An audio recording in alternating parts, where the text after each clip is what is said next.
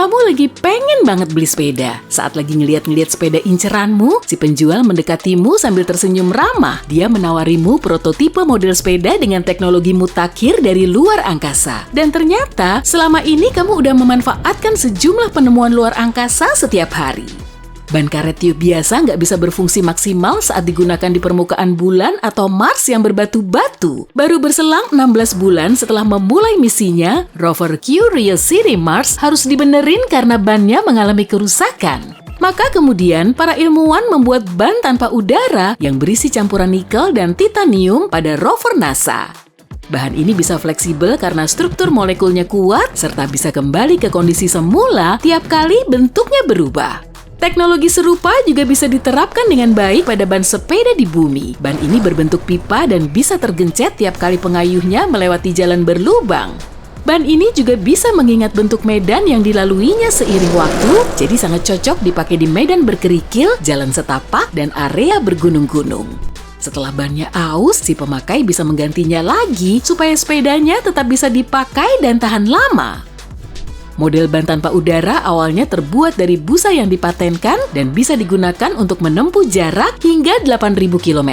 Ban ini bikin sepedanya kurang was-wus karena bodinya terlalu berat. Kemudian muncul model baru untuk mengatasi masalah ini, yaitu ban yang lebih inovatif, ringan, dan tahan lama.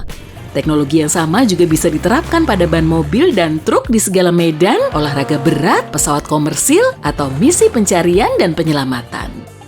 Kasur empuk memory foam juga ditemukan berkat NASA. Pada tahun 1966, memory foam digunakan untuk ngepasin kursi astronot supaya meringankan efek G-force saat mereka lepas landas dan mendarat. Kalau harus bikin kursi khusus di setiap penerbangan, pasti akan sangat merepotkan kan? Lalu mereka memilih memory foam untuk mengatasi masalah tersebut. Bahan ini gampang menyesuaikan dengan bentuk tubuh astronot dan bisa kembali ke kondisi biasa saat nggak dipakai. Memory foam tersedia untuk khalayak umum sejak awal tahun 1980-an dan sekarang sudah banyak digunakan untuk bahan pembuat kasur dan bantalan wahana di taman hiburan, pelana kuda, dan pelapis helm sepak bola Amerika. Lensa dulunya terbuat dari tanah dan kaca polesan. Setelah diberlakukan peraturan baru pada tahun 1972, produsen beralih ke bahan plastik agar tahan pecah. Lensa baru ini sangat gampang tergores, lalu NASA menemukan pelapis keras helm astronot dan peralatan antariksa lain yang sangat berguna.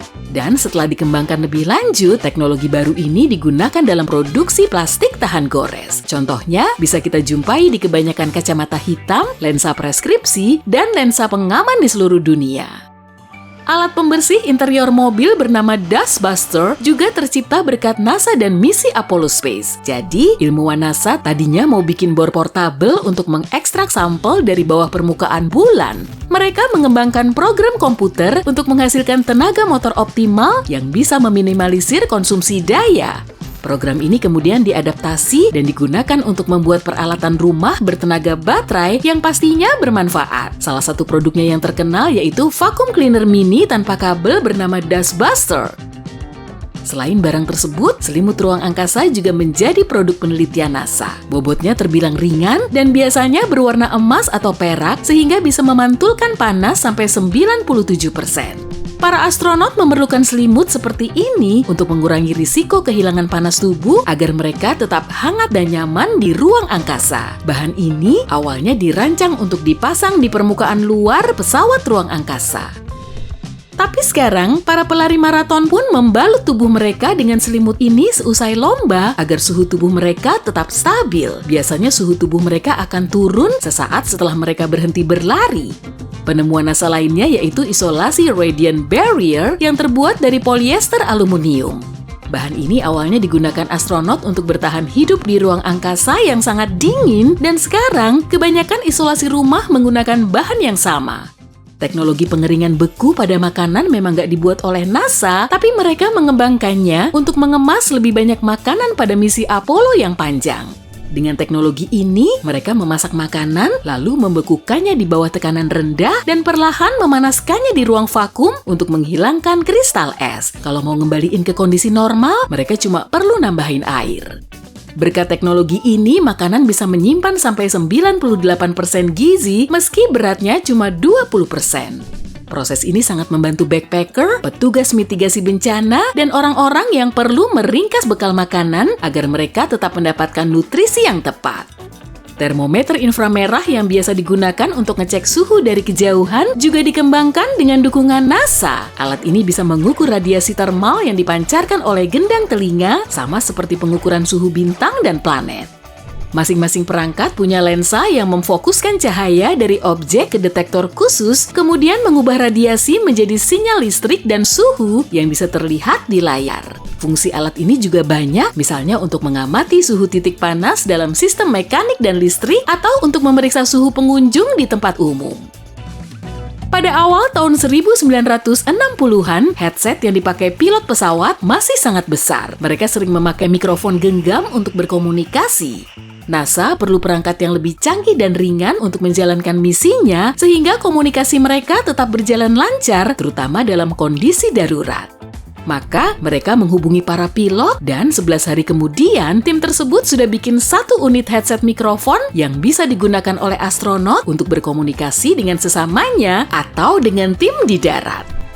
Headset ini kemudian dikembangkan dan digunakan dalam misi Merkurius dan Apollo. Malahan, dengan headset nirkabel ini, manusia di bumi bisa mendengar ucapan Neil Armstrong saat ia mendarat di bulan. Jadi kita perlu berterima kasih kepada NASA berkat versi headset super canggih yang bisa kita gunakan saat ini.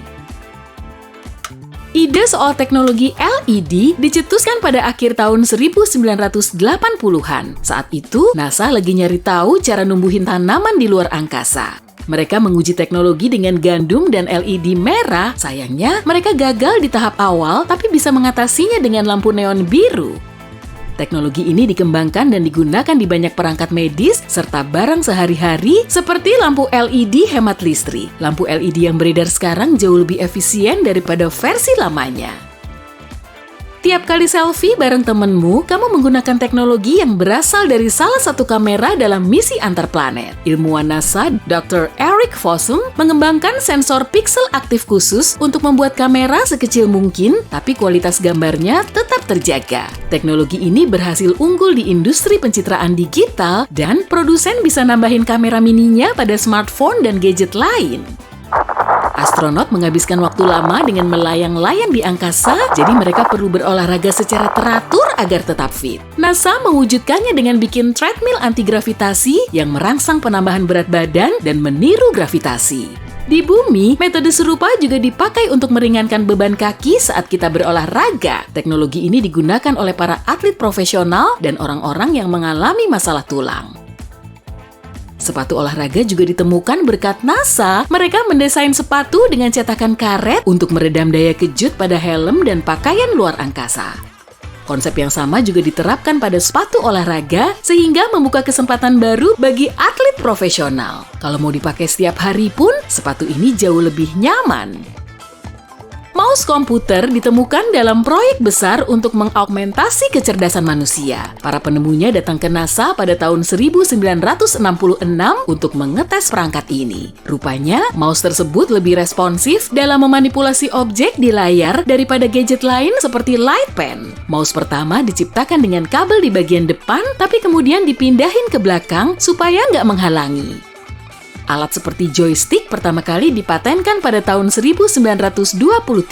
Tapi, NASA memanfaatkannya secara meluas. Astronot yang berpakaian besar perlu mekanisme kendali yang bisa dilakukan satu tangan yang memakai sarung tangan. Pilihan terbaiknya adalah joystick yang digunakan pada simulator pelatihan astronot dan komputer rumahan.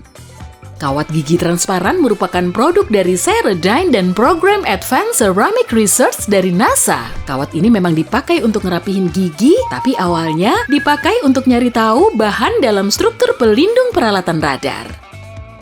Produk ini harus setransparan mungkin agar mudah dilewati oleh gelombang radar. Kawat gigi ini bisa berfungsi dengan baik, lalu pada tahun 1986, bahan transparan dan kuat ini mulai digunakan di industri gigi.